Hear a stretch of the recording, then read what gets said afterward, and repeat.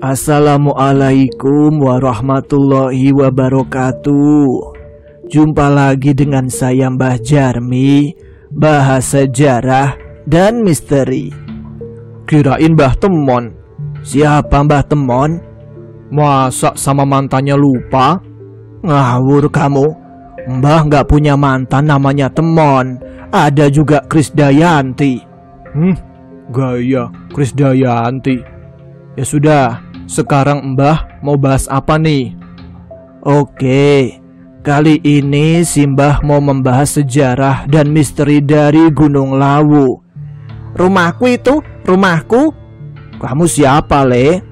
Dia Sentot, Mbah, siluman dari Gunung Lawu. Bukan, Mbah, aku pangeran dari Gunung Lawu. Sudah, si Mbah mau lanjut. Nggak sopan, motong-motong orang tua ngomong. Lagian ngapain kalian masuk acara Simbah? Menunjukkan nasi, Mbah. Eksistensi. Ya sudah, dengerin Simbah. Kalian semua sudah tahu belum nama asli dari Gunung Lawu? Menurut teks dari Tantu Panggelaran dari zaman Majapahit, yang merupakan sebuah teks prosa menceritakan tentang kisah penciptaan manusia di Pulau Jawa, menyebutkan bahwa nama asli dari Gunung Lawu adalah Katong, yang berarti dewa. Karena menurut kepercayaan Jawa masa dulu, Gunung Lawu diciptakan oleh para dewa dengan mengambil keruntuhan Gunung Mahameru, dibawa terbang lalu ditemplokin di situ saja. Oleh masyarakat setempat, Gunung Lawu disebut juga sebagai Wukir Mahendragiri, terdiri dari 3 kata, Wukir, Mahendra, dan Giri. 3 kata itu artinya sama. Kenapa sampai disebutkan 3 kali? Karena untuk menunjukkan keagungan Gunung Lawu. Kalian belum tahu kan? Terus kalau arti nama Lawu apa, Mbah? Oh iya, lupa. Lawu itu punya arti luhur. Makna katanya sama dengan Katong yang berarti dewa. Jadi meskipun namanya berganti menjadi Gunung Lawu, tapi makna yang terkandung pada namanya tak pernah berubah. Kalian di sini, siapa yang tahu berapa jumlah puncak Gunung Lawu yang sebenarnya? Ayo, kok pada diam? Pada nggak tahu ya? Jangan kaget kalau Simbah bilang puncak Gunung Lawu itu ada 15 puncak. Bukannya ada 3, Mbah? Hargodumilah, Hargodalem, dan Hargodumiling. Itulah hebatnya Simbah. Yang lain taunya cuma 3, Simbah kasih 15. Bonus nggak tuh? Bersumber dari Serat Centini, ada 15 puncak Gunung Lawu. Di sebelah selatan ada 7 puncak, yaitu Hargodalem, Dumilah, Peto Praloyo, Mayang, Cokro Kembang, Tenjomoyo, dan Kepanasan. Sementara itu di sebelah utara terdapat 8 puncak, yaitu Hargotiling, Pekareman, Sadewo, Pamenang, Candi Renggo, Bayu, Rimbi, dan Kalidi. Dalam Serat Centini hanya Hargodumiling yang tidak disebutkan, tapi kemungkinan nama tersebut merupakan modifikasi dari Hargotiling. Wah, Mbah Parmi hebat. Mbah Jarmi, tak jebret mulutmu. Kalau menurut Mbah Jarmi, kisah soal Prabu Brawijaya seperti apa? Baik, kita harus bahas dari awal dulu. Cerita dimulai dari masa akhir Kerajaan Majapahit 1400 Masehi, pada masa pemerintahan Sinuwun Bumi Noto Brawijaya ingkang jumeneng kaping 5 alias Pamungkas. 2 istrinya yang terkenal ialah Dara Petak Putri dari daratan Tiongkok dan juga Dara Jingga.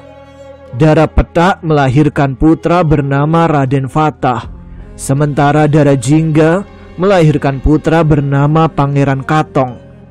Raden Fatah setelah dewasa beragama Islam, berbeda dengan ayahandanya yang beragama Buddha. Bersamaan dengan pudarnya Majapahit, Raden Fatah mendirikan kerajaan Demak dengan pusatnya di Gelagahwangi.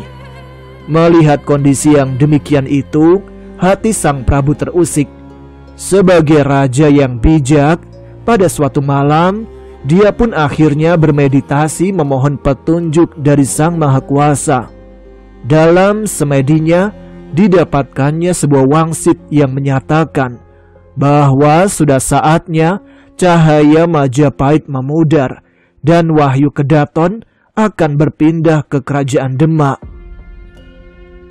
Pada malam itu pula lah sang Prabu dengan hanya disertai pamomongnya yang setia, Sabdo Palon, diam-diam meninggalkan keraton dan pada akhirnya naik ke puncak Lawu.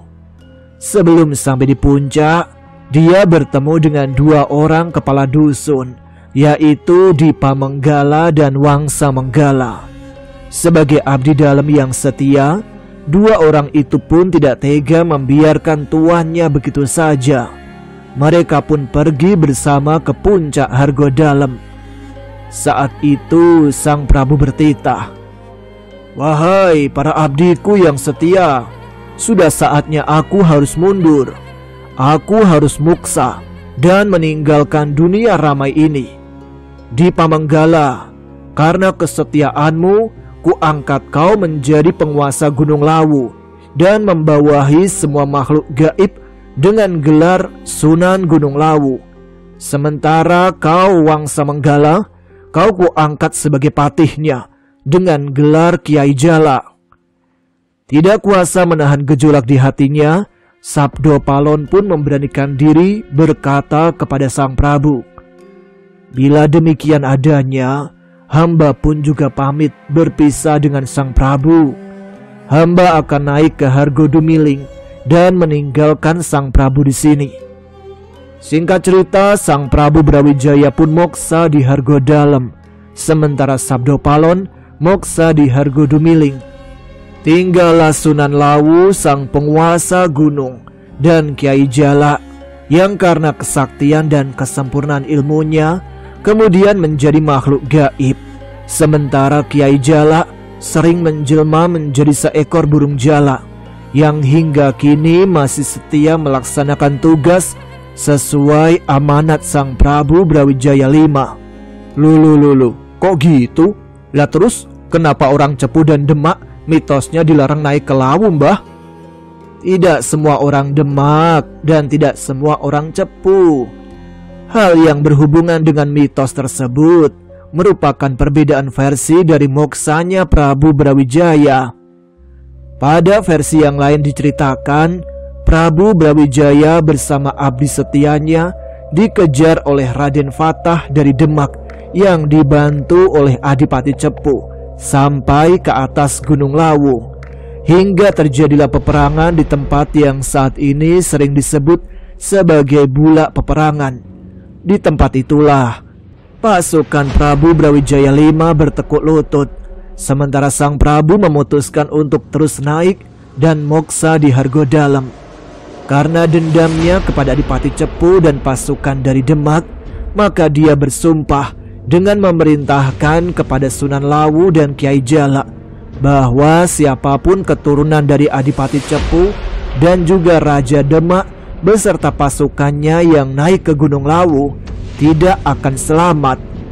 Kisah tersebutlah yang berkembang di kalangan pendaki kalau keturunan Cepu dan Demak dilarang mendaki ke Gunung Lawu. Namanya juga kisah masa lalu, ada banyak faktor dan versi. Terserah mau percaya yang mana. Yang penting selalu berhati-hati. Mau keturunan Cepu atau bukan, kalau mendakinya ugal-ugalan, bahaya pasti mengancam. Bapaknya sentot nih, Mbah, ugal-ugalan sampai lahir sentot. Iya, Ed, bapakku memang belalainya ugal-ugalan. Maaf, Mbah, sentot memang mulutnya licin. Kalian semua tahu tidak kapan Gunung Lawu mulai didaki? Waktu Indonesia merdeka, Mbah. Jauh sebelum itu. Pendakian Gunung Lawu sudah dilakukan sejak awal abad ke-12. Pada masa kolonial, eksplorasi di Gunung Lawu didorong oleh berbagai kepentingan, mulai dari pembukaan lahan pertanian, pemetaan, kondisi sosial, dan lain-lain. Eksplorasi, kolonial dan eksplorasi. Pendakian Lawu resminya ada 5 jalur. Cemoro Kandang di Tawangmangu, Jawa Tengah, Candi Cetho di Karanganyar, Jawa Tengah, Cemoro Sewu di Sarangan, Jawa Timur, Singolangu di Magetan, dan Tambak di Karanganyar. Selain 5 jalur resmi tersebut, ada beberapa jalur pendakian lain, yaitu jalur pendakian Jogorogo, Ngrambe, Jamus, Sukuh, Pringgondani, Cemoro Bulus, Mojo Semi, Sidolangu, dan Maospati. Tapi jalur pendakian itu tidak resmi. Biasanya digunakan masyarakat setempat untuk mencari kayu, mencari tanaman obat, ritual, dan kepentingan tertentu lainnya. Bahkan jalur pendakian Pringgondani tercatat dalam Serat Centini sebagai jalur pendakian spiritual. Salah satu tokoh yang melalui jalur tersebut adalah Syekh Among Grogo yang memulai pendakian melalui desa Gandasuli lalu menuju ke puncak Lawu. Tapi meskipun cukup sering dan ramai kegiatan pendakian, jangan sekali-kali meremehkan Gunung Lawu. Karena biar bagaimanapun, Gunung Lawu merupakan salah satu gunung paling mistis dan termasuk bagian dari 18 gunung keramat di Pulau Jawa. Kalian tentu sering mendengar berita hilangnya pendaki ataupun pendaki yang celaka ketika mendaki Gunung Lawu, kan? Yang pertama kali Simbah ingat adalah kejadian di tahun 1987, di mana 15 santri dan 1 ustadz meninggal ketika melakukan kegiatan di Gunung Lawu. Aku belum lahir, Mbah. Iyalah, orang kamu masih di dalam belalai bopomu. Memangnya kenapa mereka bisa meninggal, Mbah? Ngeri, Le. Waktu itu liburan akhir tahun. Sesuai tradisi di Pondok Pesantren Al-Mu'min Ngeruki mengadakan kegiatan jelajah alam. Sebanyak 119 orang, termasuk 3 ustadz, 5 pembimbing senior, 1 karyawan, dan 110 santri diangkut menggunakan 2 truk menuju ke Gunung Lawu. Dengan sukacita mereka sampai di Tawangmangu pada pukul 10 pagi. Lalu dari sana perjalanan dilanjutkan ke bumi perkemahan Mojo Semi.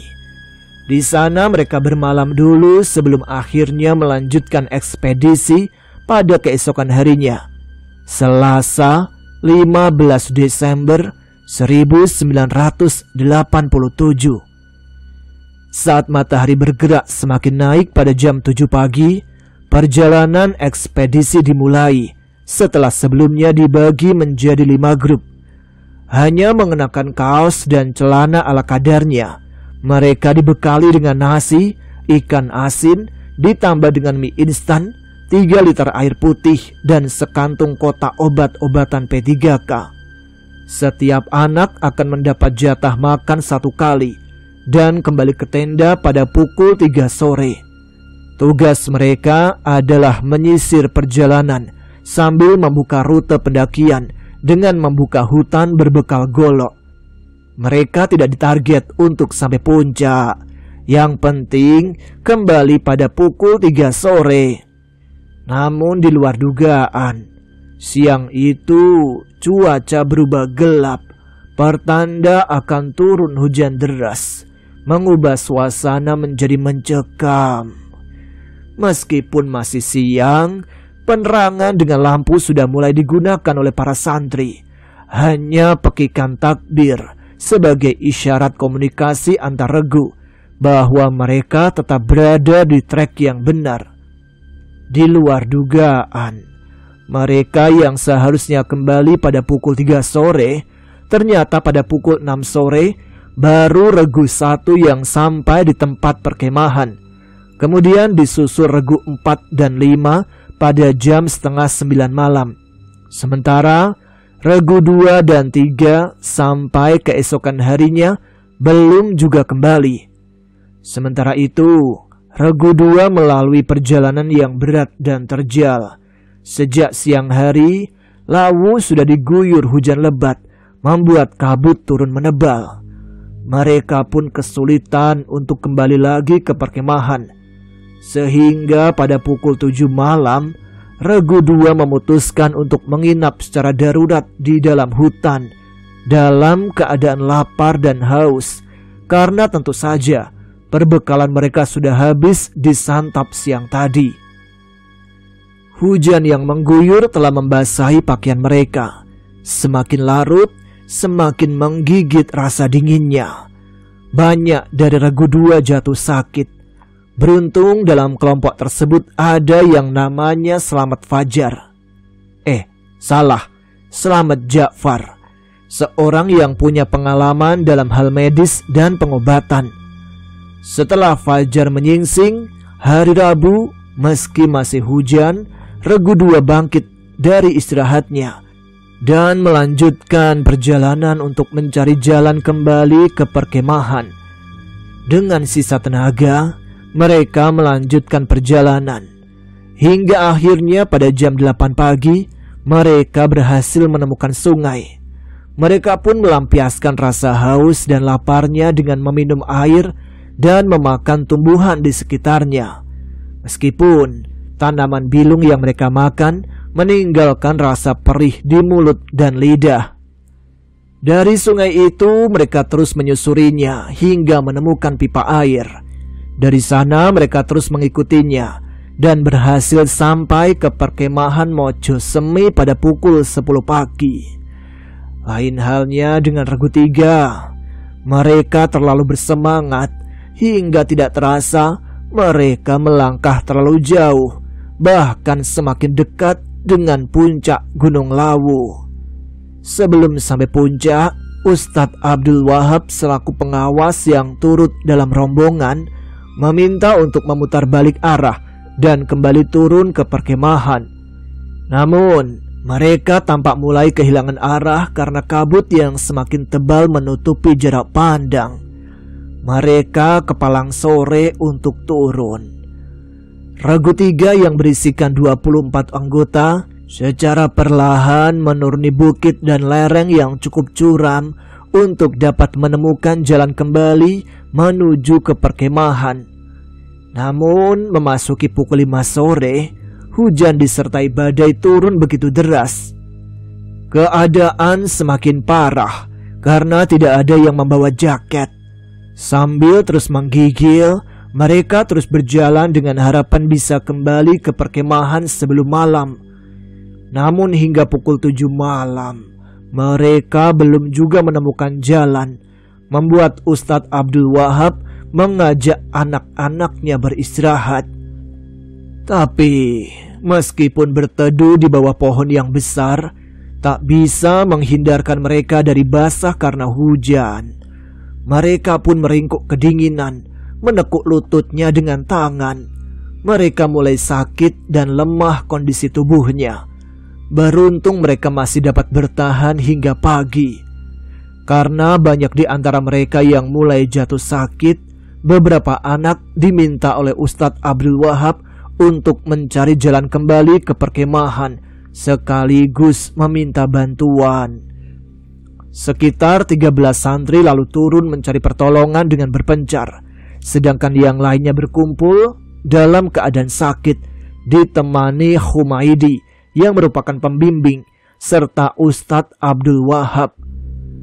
Akhirnya Rabu pukul 11:30 siang, beberapa santri dari Regu 3 berhasil sampai ke perkemahan, sedangkan beberapa lagi tersasar hingga ke pemukiman warga.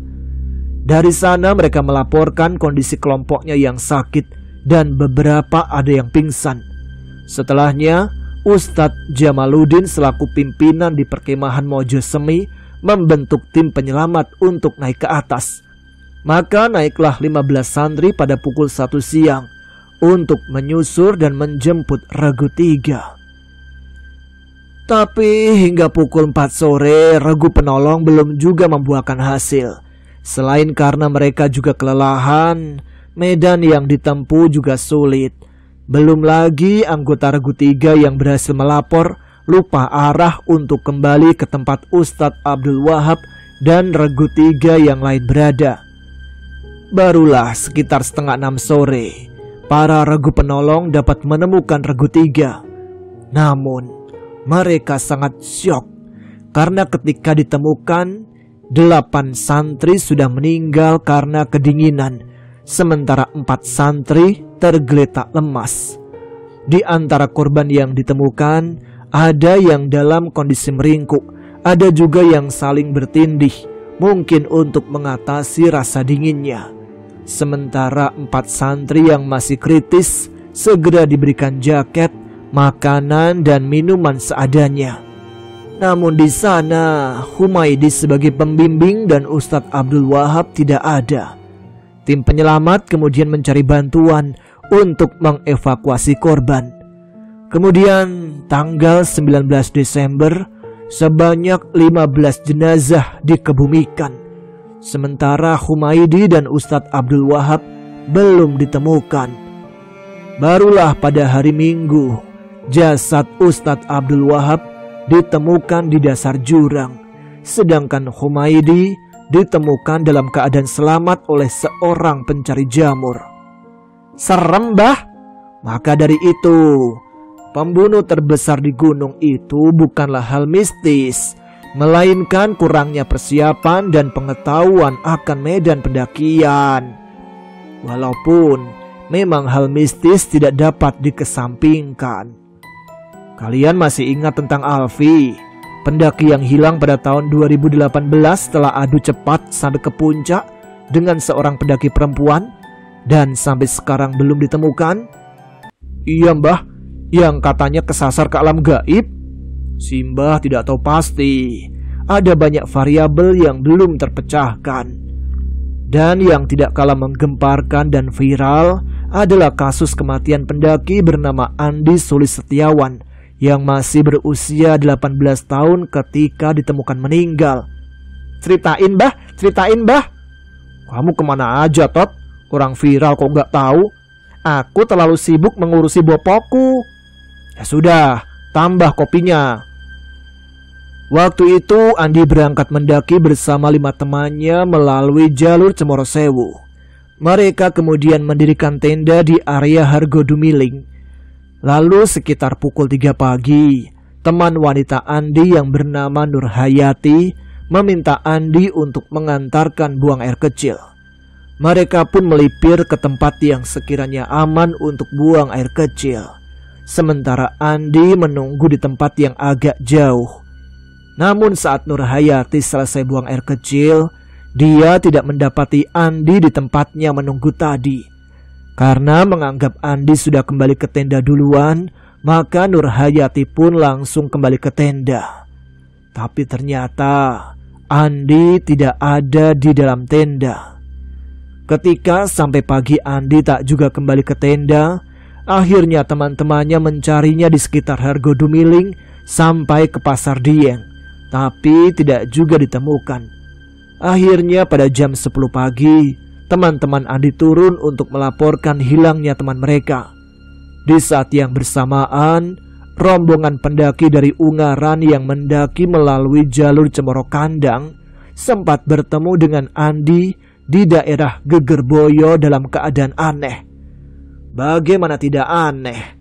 Andi sedang telanjang dada, sementara jaket yang dipakainya digunakan membungkus kayu dan digendongnya menuju ke atas gunung. Saat ditanya oleh rombongan pendaki itu, Andi mengatakan kayu tersebut dibawa ke atas karena disuruh embok. Embok siapa, Mbah? Yo nggak tahu, kok tanya saya? Soalnya mbokku juga di Lawu. Beda, Tot. Tapi kenapa pendaki dari Ungaran itu tidak menolong Andi ya, Mbah, kalau tahu keadaannya aneh?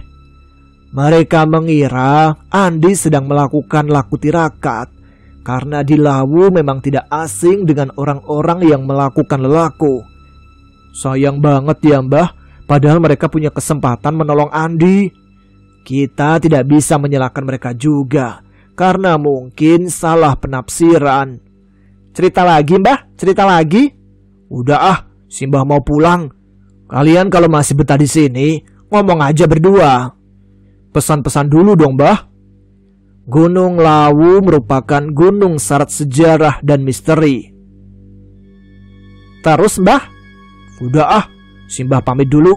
Jangan lupa simak episode Mbah Jarmi bahas sejarah dan misteri minggu depan. Wassalamualaikum warahmatullahi wabarakatuh. Sentot juga pamit. Sentot singkatan apa memangnya? Sejarah dan tot. Mulutmu totot.